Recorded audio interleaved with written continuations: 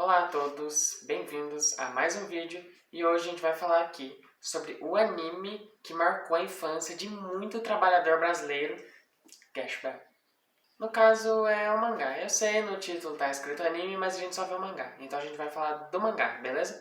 Então, sem muita enrolação, vamos embora falar de Gash Bell e por que ele é um mangá tão bom. Gash Bell começa apresentando nosso protagonista Takamine Kiyomaru, que é um estudante como 99% dos protagonistas de anime shonen, só que ele tem uma pequena diferença. Ele é inteligente e ele anda faltando na escola porque ele se acha bom demais pra ela. Tipo, pra você ter noção, o cara se acha tanto que nada mais pra ele faz sentido. Tipo, no primeiro capítulo, ele tá na cama se questionando sobre qual o sentido da vida dele, já que nada é bom o bastante pra ele. Enfim, em um dia desses que o Kiyomaru estava matando a aula em casa, o Gash, uma criança que aparece nas primeiras páginas do mangá, inclusive essas daqui, o bicho chega voando, destrói a janela do cara, entra na casa dele, o bicho tá sem roupa, ele vai, destrói tudo e sem mais nem menos. Beleza, né? Daí o Gash e o Kiyomaru trocam umas ideias, um papo da hora. Daí o Gash fala que ele veio a pedido do pai do Kiyomaru, porque o pai do Kiyomaru pediu pro Gash cuidar dele, né? Normal uma criança desse tamanho cuidar de um adolescente desses. Só que na verdade, o pai do Kiyomaru ele encontrou o Gash lá ferido, destruído no meio da floresta. E daí ele foi cuidando dele, né? Deu lar, comida pro coitadinho. Daí, como forma de agradecimento, ele falou que tá disposto a fazer qualquer coisa pelo cara. Daí ele falou, mano, cuida do meu filho, dá uma lição aí no boy, ensina ele a parar de frescura pra ele poder ir na escola, porque, né, já tava nessa fase que o Kiyomaru não tava querendo ir pra nada, que ele se achava um inteligentão. Daí ele pediu pro Gash cuidar dele. Ah, e o pai do Kiyomaru ele tinha pedido pro Gash pra quando eles se encontrarem pessoalmente, mandar uma carta que foi escrita por ele explicando o que estava acontecendo lá, explicando todo esse rolê aí.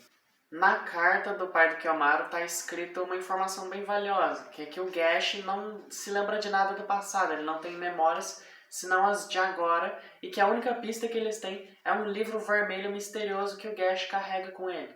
Daí o pai dele pede, com a inteligência do Kiyomaru, para decifrar o livro dele. O Kiyomaru ele entende isso e vai descer a mão no Gashzinho, mano. O cara ele vai, quer dar porrada no menino, só que ele vai encostando no livro e daí o negócio começa a brilhar, só os poderzinhos, daí o Gash ativa um relâmpago lá poderoso. Bom, o que acontece? Ainda no primeiro capítulo, o Gash resolve tornar o Kiyomaru gente e vai fazer ele dar uma socializada. E para isso ele pensa num plano assim, coisa genial, que é simplesmente botar o Kiyomaru para amassar uns delinquentes no X1 e virar o herói do colégio. Eles acham a vítima e o Kiyomaru, esperto que é, dá o bote no Gash e fala que vai pegar umas coisinhas enquanto bota o Gash para lutar contra o delinquente. Depois de ir embora, o Kiyomaru ele decide dar só uma olhadinha lá, né? Ver o que tá acontecendo, se o Gash tá lutando com o cara, se tá tudo bem. Tá lá, mano. Pobre do Gashzinho, quase sendo escalado pra jogar no Vascão, velho. Daí o Kiyomaru ele começa a se sentir meio culpado, daí rola um monte de treta, o Gash fica brigando com o cara lá, daí tem discurso. Daí o Gash começa a xingar o Valentão, porque ele só fala mal do Kiyomaru, não sei o que. Daí o Valentão ele começa a falar lá que o Kiyomaru ele não vai vir pra escola, porque ele se acha demais, que ele só se importa consigo mesmo. E cara, isso mexe com o coração do nosso protagonista. Nesse momento, Kiyomaru enxerga o próprio Pablo Marçal no Gash e tem seu mindset alterado. Logo, o Kiyomaru decide ajudar o Gash numa cena muito bonita, tá? Kiyomaru apanha bastante. Como último ato, ele pega o livro e vê que o livro tem um negócio colorido.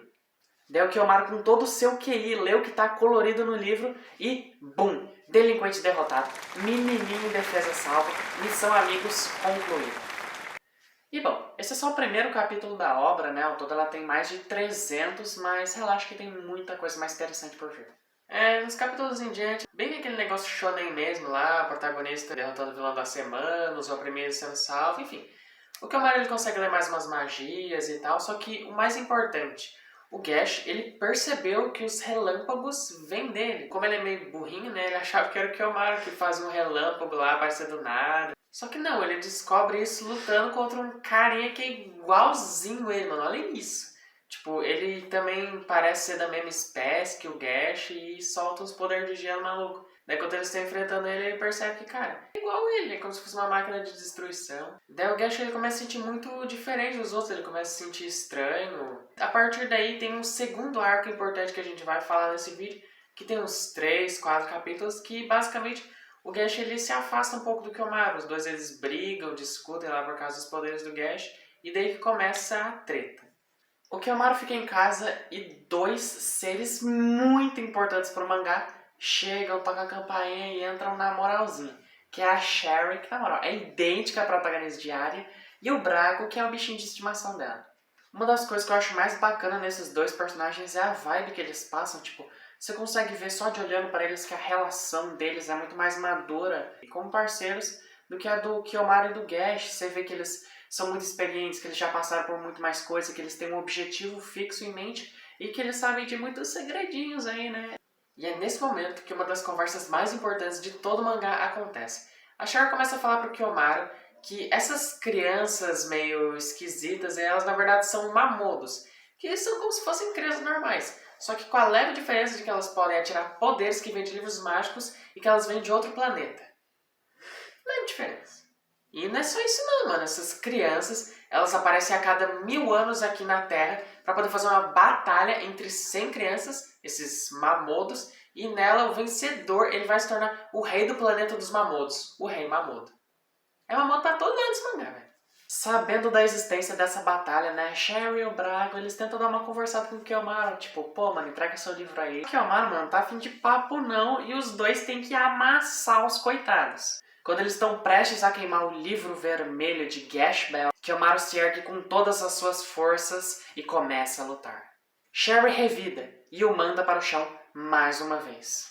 Kyomaru se ergue novamente, e Sherry se pergunta o porquê e como ele continua lutando. Kyomaru diz que continua a lutar, pois Gash é seu amigo que mudou sua vida. Nesse momento, o Kyomaru percebe como o Gash é importante na sua vida e como ele não deu valor para isso. É aquela história, né? A gente só percebe o verdadeiro valor das coisas quando a gente perde ou estamos prestes a perdê-las. Kyomaru se levanta várias vezes, mas chega uma hora que ele atinge o seu limite e capota. Mas o discurso chonístico do Kyomaru amolece o coraçãozinho da nossa Sherry e ela os poupa com um sorriso no rosto, como se ela estivesse aliviada de que ainda existem pessoas que o verdadeiro objetivo não é vencer essa guerra, mas sim proteger os seus amigos. Lindo, né? Eu acho que uma das coisas mais legais que tem nesses últimos capítulos, né, nesse arquinho, é a evolução na relação entre o Gash e o Kyomaru. Tipo, muito a respeito do Gash é revelado, sabe? E o Kyomaru, ele sabe que se ele continuar com ele, a vida dele não vai mais ser a mesma. Porque ele vai enfrentar inimigos cada vez mais poderosos e perigosos. Só que ele gosta do Gash, ele quer ficar com ele aceita ele como que ele é. Com certeza, essa é uma das melhores amizades que tem no mundo dos shonens. O mangá continua com muito poder da amizade, uma comédia de rachar o bico, só que eu quero dar destaque por uma cena de um mini arquinho que acontece lá pro capítulo 13, mais ou menos. O Gash e o Kyomaru vão para um parque com uma vibe meio botânica, hein? E lá nesse parque, né, o Kyomaru ele ia lá poder dar uma relaxada, né, fugir da escola, não ficar em casa pra mãe não incomodar, nem nada do tipo. E daí o Gash ele falou que ele queria ir pra algum lugar, porque a criançada do parquinho abandonou ele, foi brincar em outro lugar, não falou onde que eles iam brincar, daí o Gash ficou bolado, né, ele queria ir pra algum lugar. Daí o primeiro lugar que o Kyomaru pensou foi nesse parquinho. Porém, nesse parque que o Gash e o Kyomaru vão, coincidentemente, tem um cara treinando com o seu bichano, destruindo umas plantas pra ficar mais forte. Kyomaru e o Gash veem isso, se irritam, vão lutar contra eles, apanham um cadinho, mas no fim eles derrotam os caras. Beleza, arco muito bonito, muito bacana, muito tocante. Só que a cena final desse arco, cara... Primeiro tá lá o Gash e o Kyomaru, eles tinham derrotado os caras lá. Só que a dona do parque e um moço, esses dois, eles viram o Gash e o Kyomaru lutando. Ou seja, eles viram que o Gash ele tem poderes, que ele solta raio pela boca. E o mais legal dessa cena é que ao invés de eles acharem o Gash estranho, né? Nossa, mano, que diferente, velho, que bicho estranho. Não, eles aceitam como que ele é. E eles falam, cara, pode vir pro parquinho de novo. Muito obrigado por ter ajudado a gente. Eles só fingem que não viram aquilo, mano. O Gash fica muito feliz. Nossa, cena tocante, cara. O vídeo está acabando e como último arco que a gente vai resumir nesse vídeo, a gente tem o que acontece entre os capítulos 16 e 19, que não tem um nome definido até onde eu saiba. Esse arco começa com uma menininha de cabelos ondulados chorando, perdida, no espaço urbano em meia chuva, sem ajuda de ninguém. Ela se sente solitária, só que ninguém tá nem aí pra ela, exceto a uma menina chamada Shiori, que a acolhe. Essa Shiori é uma menina muito gentil, ela leva a pobrezinha pra casa dela, lá ela dá um baninho na criaturinha, ela bota a pijaminha nela, aquece ela com uma comidinha gostosa e é isso. Durante um curto diálogo entre as duas personagens, a gente descobre umas coisinhas. O nome da menininha abandonada é Koruro. Ela não tem paz, nem um lugar para retornar. A gente vê também que na casa da Shiori tá cheio de umas mensagens, né, uns bilhetinhos, com mensagens do tipo escritas. Esquenta no micro-ondas e coma. Pai, quando podemos nos falar? Queria conversar com você. E esse mês eu vou trabalhar todos os dias. Se precisar de algo, deixe um recado. Então a gente percebe que essas duas, elas têm algo em comum. Ou melhor, elas não têm algo. Uma família presente. Na cena seguinte, a gente vê o Kiyomaru indo para a escola e o Gash tá querendo muito ir junto com ele, porque ninguém mais vai pro play brincar junto com ele. Daí, para evitar problemas, o Kiyomaru faz um brinquedo mequetrefe com um pacote de doces e uns palitinhos e ousa chamar de Vulcan 300. O Gash fica maravilhado com tamanha obra de arte e nem pensa duas vezes, vai logo pro parquinho, já que ele tem uma companhia incrível. E lá o Gash encontra a Kororo, né, a menininha que a gente falou agora há pouco, e ele fica surpreso, porque ele não tava imaginando que fosse ter alguém no parquinho, sabe? Todo mundo foi embora, mas tava lá a menininha. Só que a Kororo, ela fica ainda mais surpresa que o Gash, porque ela conhece ele, ela lembra dele. Só que o Gash não, porque ele perdeu as memórias e tal. Daí poder entrar nessa brincadeira aí, né? Ai, quem que é você, não sei o quê. Daí beleza, né? Eles estão trocando os papos lá, as ideias, falando dos brinquedos que tem. Daí a Kororo mostra pro Gash a Tininha, o boneco que foi a Shiori que fez pra ela. Demorou uma semana pra poder fazer. Ele não fica desacreditado, não é possível, tu comprou isso em algum lugar. Só que daí ela fala não, que foi a mestra dela que fez, que demorou uma semana pra fazer. O Gash ele vai, olha pro Vulcan dele, que o Kiyomaru fez em 5 minutos, e daí ele sente vergonha de ter um cara assim como mestre, mano. A maior inveja que ele já teve na vida. Aí nessa a Shiori chega, cata a Kororo e leva pra casa. Enquanto a criaturinha descansa, a Shiori começa a lembrar dos pais dela, da família, que não é família de verdade, porque família de verdade é presente, não sei o quê. Daí ela começa a pensar na possibilidade de adotar aquela criança. Quando, de repente, um livro que estava do lado da menina começa a brilhar. Já viu, né? A Shiori não resiste à tentação de cinéfila da literatura e tem que dar uma lida naquele livro, né? Não pode deixar quieto um livro brilhando. Resumo da história, acontece um acidente no local e vira manchete no jornal. Daí no dia seguinte, essa notícia aparece no jornal, daí o Kiyomaru olha e pensa que pode ser obra de um Mamoru. Daí ele chama o Mano Gash e os dois vão lá no terreno dar uma averiguada. Daí chegando lá, a Kororo e a Shiori elas estão jogando um vôleizinho da hora no terreno, né, praticando para as Olimpíadas em Paris. Só que daí a bola vai pra fora e quando a Kororo vai pegar, passa um caminhão lá e quase escala, coitado, pra jogar no Vascão, velho. Daí a Shiori ela vê essa cena e, mano, o bagulho vira Death Note, cara. O tempo tá parado, ela não tem mais 30 horas pra poder pensar no que ela quiser, raciocinar aqui, pensar nas ideias, nos planos. Ela vai e pensa bem e a única coisa que ela consegue pensar para poder salvar a Kororo é ler o livro mágico e ela se transforma nisso. Daí o Gash e o Kiyomaru eles veem o monstro S.A. e vão passar um corretivo nele. Só que essa luta, cara, não é uma luta normal, mano. É uma luta desesperadora. Tipo, na primeira vez que a Kororo se transforma, ela fala algo do tipo: é inútil. Essa luta e o seu destino são coisas das quais você nunca conseguirá escapar. E essa frase faz muito sentido, porque quanto mais tempo passa, mais a Shiori se vê na obrigação de usar essa magia para poder manter a Kororo viva, para proteger ela. Tipo, cara, a Kororo é uma muda, então ela vai ter que lutar uma hora ou outra. Não tem como ela só ficar escondida lá, esperar a poeira baixar e virar o rei dos Mamoru. Não, cara. Ela tem que lutar com Mamoros que não são aptos para poder lutar, recebem essa habilidade de virarem um monstro, se transformarem para poder ter luta.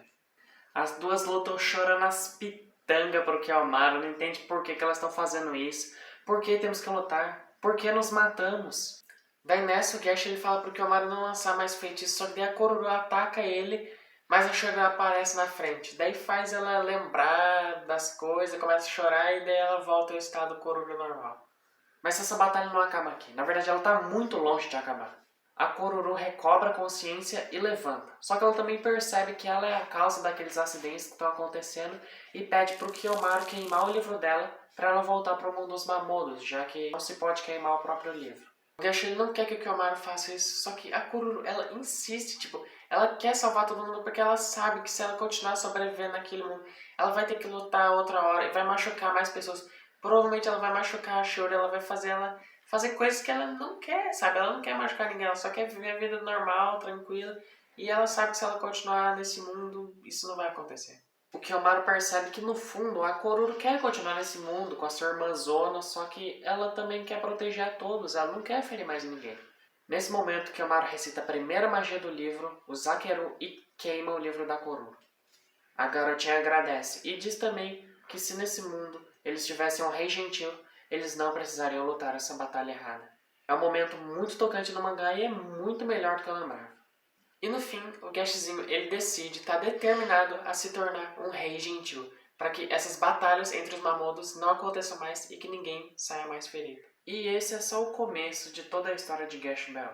A gente resumiu os primeiros 20 capítulos da obra, mas ela tem mais de 320, então, né? Mas a ideia do vídeo nunca foi resumir todo o mangá, mas sim te apresentar essa obra, caso você não conheça, para você dar uma chance, ver o quanto é legal e que não é só um animezinho que chegou a passar na TV Globinho.